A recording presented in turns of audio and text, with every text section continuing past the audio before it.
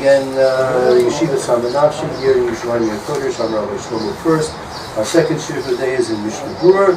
We are located not too far from the central bus station in Yerushalyim, and that's our address 6 Zikr Yaakov in the Beit Knesset of Hanukkah Yeshivas. Please join us. Our second shiur, as I mentioned, is Mishna Berura, taking a quick detour to Hilchos Rosh Chodesh about Kiddush Levana. The laws relevant to Kiddush Levana, usually done on Motzei Shabbos. We'll mention clearly why that is, and we want to get to the points mentioned about singing and dancing on Shabbos. Yeah, Sif Beis. Let's start Sif Beis. Who'd like to? Baruch like to read? Let's start first a bit. Sif Beis in Chav Vav. Ein Mevorach and Ala Rei. Ela b'Motzei Shabbos. Have it there? You want in the place? That you said? Yeah, Beis. It's not here? That's the bait in the Mishna Berura. The bait here. That big bait. Ein Mevorach.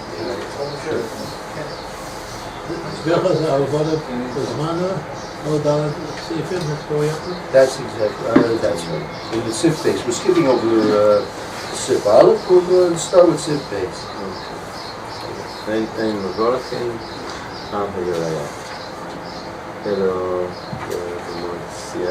Motzei Shabbos, Motzei Shabbos, Keshechu Usa, Dodo Noim. So we're not to make. This is the Katkil. We'll see, but the any day is good, except we'll see about Shabbos and Yom Tov, and then be the if it's the last day. We'll see about that as well. But in general, you're not to make the Kiddush Levana, Birkas al Reich, not supposed to make Birkas Reich, except on Motzei Shabbos, Shuv, Mavusam, we've got to ignore him. Your person is well groomed, and he's wearing nice clothes. Right? He's wearing Shabbos clothes, they're well groomed. That's when people are most appropriately dressed to Makabel Pnei Shechina. We understand, to see that the going out and making the bracha on the Reich has to do with being Makabel the Pnei Shechina. So if you're going to receive the presence of the HaKodesh Baruch, you want to do it in a proper manner. At least being the Chitzonius should be at least matim, appropriate for the occasion. Don't weather conditions affect the opportunity to say the bracha? If you can't say the Levana, and so doesn't that prevent you to go a little earlier or a little later? It all depends on the time. All these halachas will be clearly stated. Exactly. So the word ain in this case, we translate it as you should not, as opposed to excessive. Yes, it should not. It is not done that you make the bracha on Levana except on Motzei Shabbos. Right? But in terms of what's actually whether it's something forbidden or not, that's not the point of it. We're not to do it except on Motzei Shabbos because that's when you are well groomed and you're wearing nice clothes. Right? And here, as this is as Aaron mentioned, look at the Haggah here. We're now making a qualifying statement. The Ramah is coming to qualify things. It's not always the case. Haggah, Dafka, that's specifically. Dafka in Re'er Motzei HaKodesh. HaKodesh is Oz Lamtinin Ad Motzei Shabbos.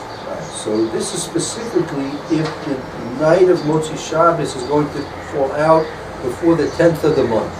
So then you wait until Motzei Shabbos because it's going to come out before the 10th of the month. However, אם אחר כך אין ממתינים עד מוצאי שבת שלא יהיו שני לילות או שלושה או ארבעה ימים ולא יהיו אלמנה ויעבור הזמן. So, however, if afterwards the Motzei Shabbos is going to turn out to be after the 10th of the month, you are not to wait until Motzi Shabbos, which is going to come out after the 10th of the month, because it may be base 2 nights, or Gimel, or 3 nights, or even 4 nights clouded over. Could very well have a cloudy spell of 2 to 4 nights. It's not uncommon. And then you're not going to see the moon when it's clouded over. And the time is going to pass, because you only have until the 14th, 15th of the month, depending when the Noiler comes out, when the actual exact specific astronomical new moon occurred.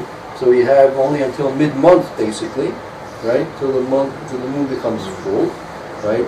The time we say that Levana, HaKodesh Levana, is while the moon is waxing, as it's getting greater and greater. But when it starts to wane, to decrease in the phase, then you cannot say the Kiddush Levana anymore. So therefore, if the 10th of the month is going to come out after Motzi Shabbos, you should say it earlier than that. How could you anticipate what's going to happen in the next 2-3 days? No, that's the whole point. We can't, since we can't. So up until the So the Ace 10th. also, so the opportunity is there, you have to do it. That's right. Exactly. But how can it possibly be that Shabbos is after the 10th? You're always going to have a Shabbos between the HaKodesh and the 10th. Right. So the first Motzi Shabbos, it was clouded over. You didn't have a chance to say it for some reason. Right? Well, sometimes you're going to see that you can't. You can't usually make it before the first 3 nights.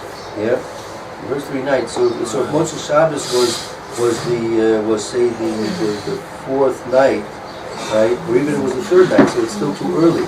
So then you have to wait another week. So you're only holding by Yud, right? So In that case, it's okay. But What's the earliest we can do it? really the 3rd night in general. Some wait till 7. Some wait till I 7. know. That's and up to 14, 15. So the opportunity is between 3 and 14 and 15, That's right. or 7 depending on minimum. True. Right. Okay. So then, if it's going to turn out that the Motzi Shabbos is falling out after the 10th, and you haven't had an opportunity to say it before and on the previous Motzi Shabbos, for whatever reason, then you make it kachim, so then you're permitted to go ahead and make the Kiddush Levana during the weekdays. So what does the Ramah say about that? doch jemand Nafshi Paisan Bachayel Yesh Elwish the Godin Ayin. So when you're going to say Kiddush Levana during the weekday, yeah, you're supposed to wear nice clothes. Meaning, don't go out there with your work clothes. There should be nice, respectable clothes. When you're mechanish during the clothes. Well, let's say it's going to be a chasana, right? And so wait to do it during the chasana. You can say after the chuppah, you can before the chuppah. Even though before the chuppah is probably as soon as you ski time. But I don't know if people know that you're supposed to have your best clothing. Is that your do it? It says specifically here, but I never heard that in the past. We only have one choice. that's why you learn Torah. Oh, so now in order to answer Rav Aaron's question, take a look at the Mishna Berura and Sifkat Zayin, right? Right there, regarding Noim. So this is during the week, right? Regarding Noim, right? Sifkat Zayin. Everyone have it there? Go ahead. ועכשיו אין נוהגים דווקא כזה. And now, in our time, the Mishna Berura is writing that we are not accustomed to be careful about this. That's why I never heard it. My father, Olam Shalom, was very protective.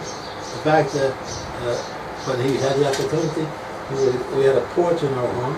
He would go on the porch and open the window. So if the window was open, he felt that he was outside the top of the Shemayim. That's another question, yeah. So that's the way he did it. And he was very careful. Right. So whether you should still do it or not, that's another story. But you're not obligated, according to the Mishna Berura, to go ahead and get dressed into special clothes for the sake of Kiddush Levana on a weekday. No, You're not obligated. Well, let's put it this way: the custom is not not to be careful about it. What you should do. We have enough milk.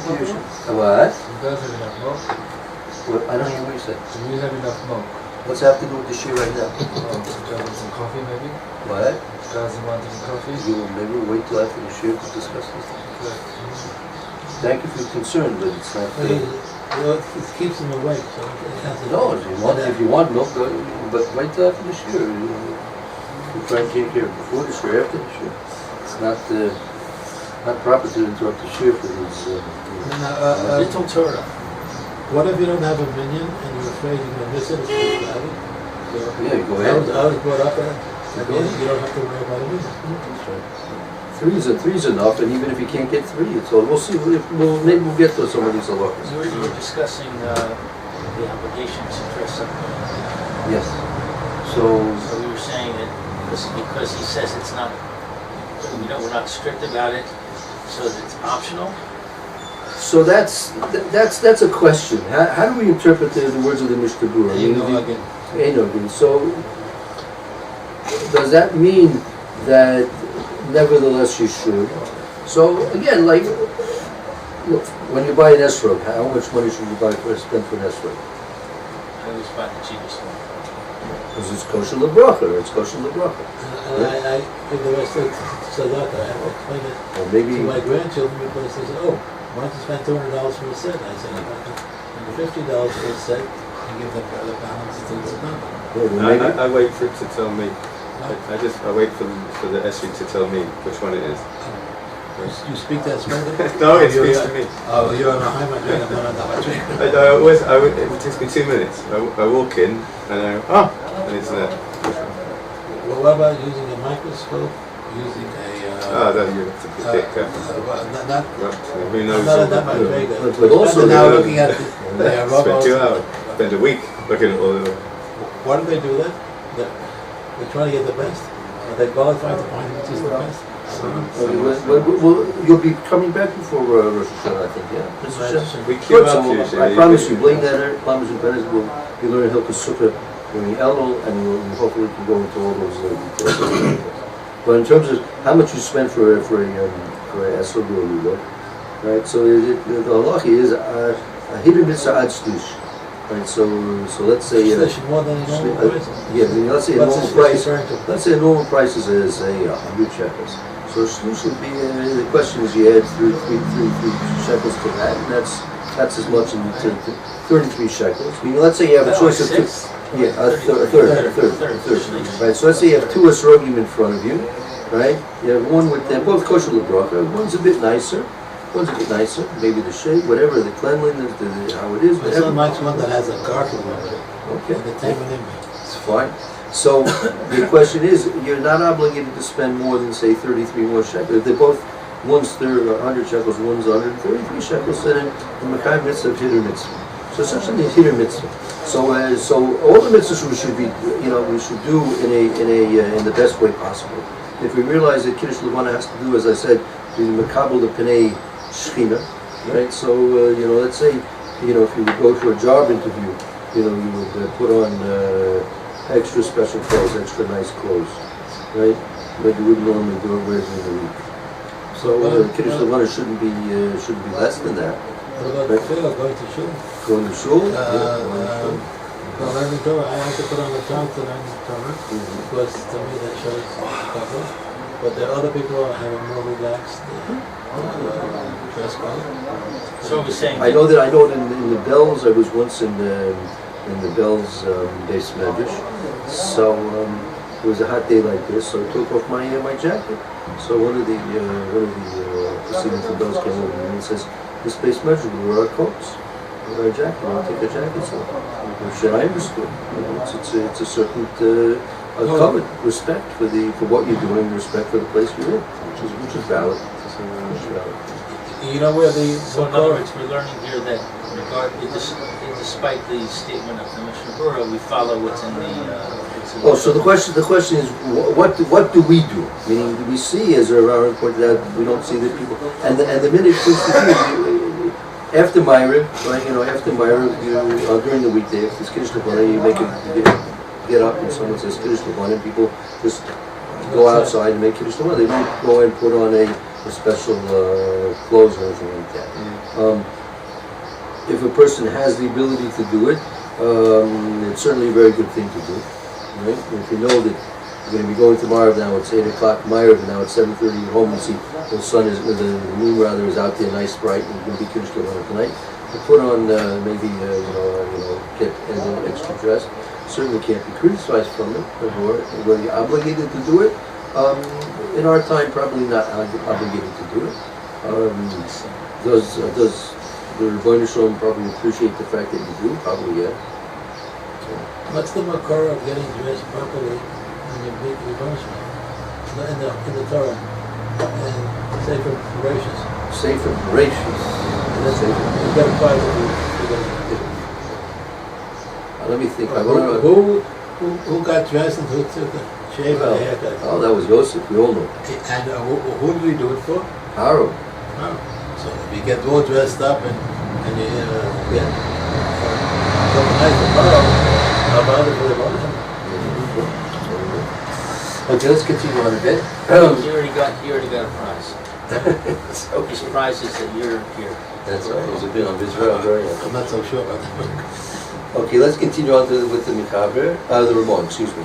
Ein Mikachin and Levana Kodem Tes Ba'av. You're not to Mikadosh the Kiddush Levana before the 9th of Av. Okay? Have it there, Ramon? No, I've got lost. Sorry. And T-shirt Ba'av, but yes. Yes, I'm sorry. Just said that.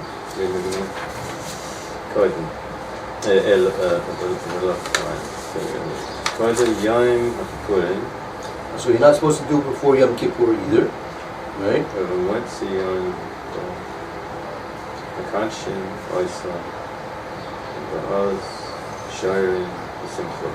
Okay, but on Motzi Yom Kippur you do say Kiddush Levana because you're now shuring b'simcha. You're still in a situation, in a spiritual simcha, joy from that of Yom Kippur. Okay? However, not.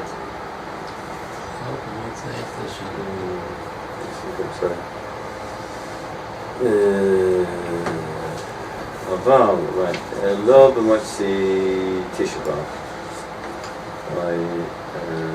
שער תענית. Right. But not on Motzei Tisha B'Av or on any other Tainus. Mishna Berura is going to explain the reasons for that. Even though that we have to make a difference between Yom Kippur, which is still fasting as well, right? But then you can. And Motzei Tisha B'Av, other fasts, not. We'll have to explain about that. Now here, this is what we wanted to get to for today. The aim, the last point in the book. The aim, the Kadshin, Oisa, the Motzei Shabbat. Shachar for Yom Tov. What happened this year? Exactly. It happened 2 days ago. You're not to make Kiddush Levana on a Motzei Shabbos, which a Yom Tov occurs upon, which was this past Motzei Shabbos. So, so we'll save it for next time, right? If it happens again in the near future, you can ask the family members, what's the reason for all this? Why not? Right? You're supposed to do it on Motzei Shabbos, right? And so what's to stop us from saying Kiddush Levana on Motzei Yom Tov when it's a Shabbos? Take a look at the Mishna Berura. That would be Mishna Berura in Sivkot and Yud Beis. Ron, you like to read a bit? The Sheachol B'Av Yom Tov, that after Motzei Shabbos, that's when Yom Tov falls, we quote Shekain She'ein Kachin Osor Kolei Shabbos. Just because just like you don't have the time Friday night. Is that right? Right, and even more so, you're not to Mekadesh on the night of Shabbos. Meaning, when Yom Tov comes out on Shabbos, on Motzei Shabbos, you're not supposed to do it. Even more so, you're not supposed to say Kiddush Levana. You're not supposed to Mekadesh Levana when it comes out on a Shabbos night, right? We don't cut Shabbos night? Shabbos, I mean Friday night? No. There's No, no. Shabbos night. Motzei Shabbos, yes, but Friday night. Oh, but Motzei Shabbos is, that's right. Yeah. הרבה פעמים נאמרו, what's that? There are many reasons that are said. Al pi HaKabbalah. Oh, this is Kabbalistic. Right, so there are many reasons that we explained about this according to the Kabbalah. Okay, so that's that. That's number one. Maybe if we want, we can go into details about that a bit. Not this moment, but nevertheless, nevertheless. Nevertheless, in lo kitchu at Shabbos, Yom Tov, Yavar Zman, Yevada Mutar L'Kadesh, Am B'Shabbos V'Yom Tov, Afilu Yachidi. But in spite of all this, if you didn't say it on Shabbos or Yom Tov, and you're going to pass the time that you can say it, Vadei Mutar, it's surely permitted, the Kadesh, even as a, you could do it as an individual, Cain, who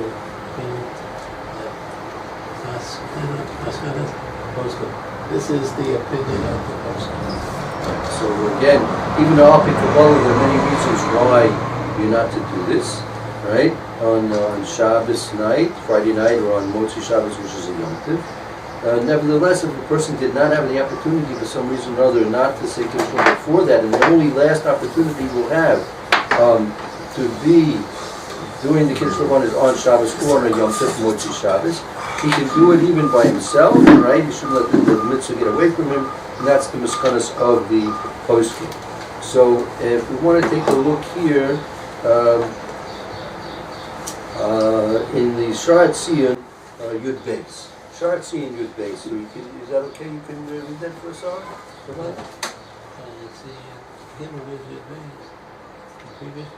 No, it's at the bottom section there. Where we just read.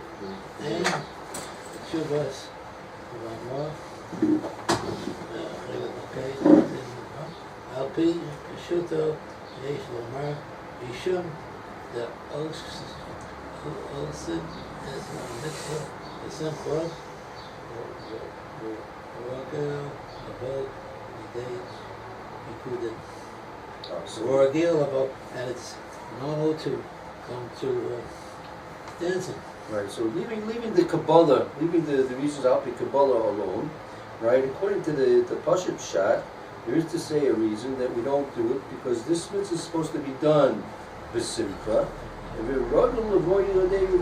because there's going to be a special rejoicing taking place at the time of this mitzvah, you may come to dance. You may come to dance. And there are inyanim of dancing that we have to be aware of. Yeah, let's continue.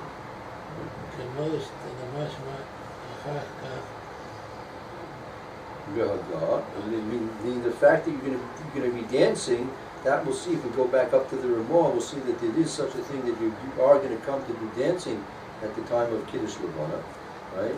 Is that also the Shabbos, and that's prohibited on Shabbos, right? But this is Motzei Shabbos.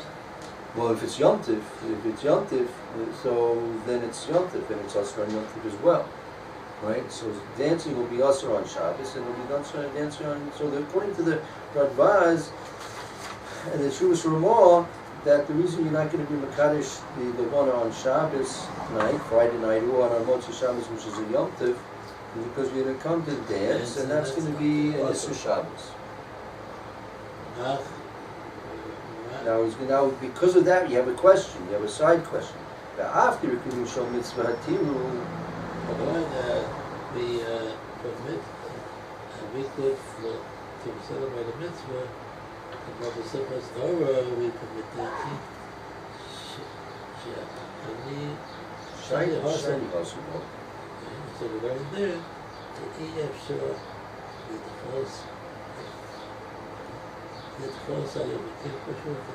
right, because so the question is, you're not going to say Kiddush Levana because of coming to dance on Shabbos and Yom Tov, which would be forbidden. So then, and even though that we see that, including if it's for the sake of a mitzvah, they do moderate, like we see on Simchas Torah, right? Simchas Torah is different. Absolutely close to Yom. It's either simple Torah or it's not. You can't push it off to another day. Here, one Kiddush Levana, you can push it off to another day, right? So you're not going to allow Kiddush Levana to be done on a Shabbos night, nor on a Motzi Shabbos when it's a Yom Tov. Mashain Kein Hocha, how it's different over here by Kiddush Levana on Shabbos and Yom Tov, Motzi Shabbos. Why? Mashain Kein Hocha, the Efshar Asot, Mitzvah, go down the Shabbos, or Shabbos, or close Lachar Shabbos. You have a choice of doing it before or after, not specifically on Shabbos. On simple Torah, you don't really have a choice when you're time. Right. So therefore, your hands are tied to it. Right. So therefore, even though the dancing for the sake of a mitzvah is permissible, as we see on simple Torah, so you can't say that should allow you to do it on Shabbos or on Motzi Shabbos, which is a Yom Tov, because by simple Torah you have no other choice. It's simple Torah that one day only, and if you don't dance, then you're not going to be able to dance. What about the hakafas that do it simple Torah? Are those all voluntary? Yeah, that's hakafas is not there. That's just walking around. And actually, the dancing, holding the hands, as we'll see at the Chasna in a few nights, Mitzvah Shem, holding the hands, walking around, even walking around a little fast, that's not really dancing. That's not dancing. That's what we do on official. Yeah, so right, but so obviously the dancing that they're referring to here is not the dance. Is not. Well, they must have done something much different than what we did. What is the basis of saying that you can't dance on Shabbos? That will be something, if you want to know more about that, we can discuss that more tomorrow, right? Yeah, But I'm curious to what's the Amalak and where It's not enough. It's not enough. It's not enough. You may be tempted to do something that's not permitted. If you're dancing, what you did, you might come to fix the violin or the instruments. Because dancing is music. I'm assuming you're dancing to music. In general, dancing is not for music. If you want, we can learn about that tomorrow. I mean, if you can touch on a few more points here, but wouldn't that imply that if there's no music, you could dance? not necessarily. There's even a question on Cholamoid whether you can dance or not. In fact, you can. You can on Cholamoid, you can, but it's like you're told you can. You're being told you can. In certain cases. I've never heard this before. It's really interesting. So, just wanted to try and get clear. So at the time of the focus between when the Hasidim first began, so one of the criticisms was that they were dancing inappropriately. With this, now I'm starting to see that there's something here. Because it always seemed to me a strange thing. And what's wrong with dancing? I couldn't understand. So now we're saying that probably they were being criticised for inappropriate dancing at times that you're not allowed. That would have been. Again, I never looked into it, but yeah, it's, tomorrow, leave that if you want. Tomorrow I'll take out Hilchos Shabbos. That's in a previous mentioned Chelik. This is Chelik Daled. You have to go to Chelik Gimel of the Mishna Berura, which is okay. We can do that, and we can look into it some more. Sure. Okay, let's jump tomorrow. Leave that.